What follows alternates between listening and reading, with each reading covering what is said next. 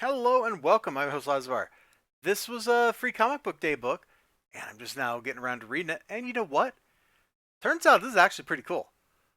So it's like a modern fantasy kind of thing, and it feels a lot like a Vertigo book from the 90s when Vertigo was like really good.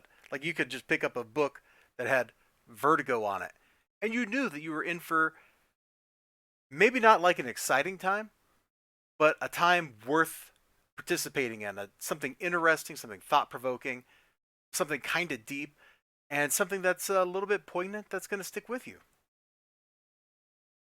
I say it's like an urban fantasy or modern fantasy thing, but there's also like a little element of horror to it. Like when we start off the book, we got this dude in this park who's trying to get his jollies off with some lady, and then he's suddenly attacked. Schluck. Great sound effect by this monster over here. Where am I? Where am I? Where am I? Where am I? Where am I? And so now, if you're a normal human being, you're thinking like whatever this monster is looking to understand its physical location, right? But it's revealed later on that there's a deeper layer, that there's more going on here. So we're kind of told like one thing here at the beginning to set our expectations. Those expectations are very gently and correctly kind of subverted. I guess there's also like an element of like a mystery story to this structure too, because this is very much structured like I've been watching those Barnaby shows, Midsummer Murder on I think it's Ovation or something, taping them off of that and watching them, and those have been a lot of fun. But they follow a very predictable pattern where you see something and your expectations are set one way, and it's usually pretty obvious what that way is. And then the expectation gets subverted because the person you didn't think was the one who did it turns out to be the one who did it. Those structures are all structured. Those stories are all structured the same way, and this story kind of follows that too. So we have this thing happen. Our expectation is set one way. Then we meet Trese here. I'm not sure how to pronounce this. I'm going with Trese. It could be Therese. It could be Trese. I'm not sure. I'm going with Trese. And if I'm wrong, I apologize.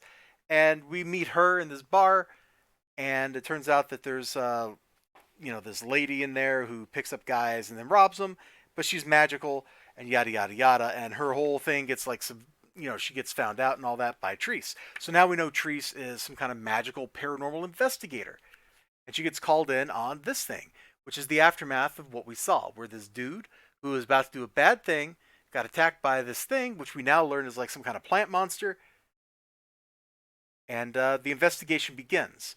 And the story jumps around very quickly. We meet other magical entities, see rituals happen.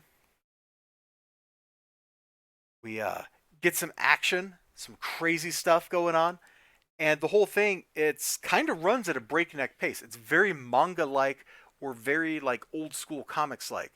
Because if you go back to comics in the 80s or the 90s or the 70s for that matter, they moved at a breakneck speed. They didn't waste your time. They didn't waste a single panel on anything they didn't need to waste it on. This book does kind of the same thing. There's something happening in every panel that's interesting. It's really well built. And we get a lot of stuff going on, man. That creature goes on a rampage around town. Our heroine has to like track it down.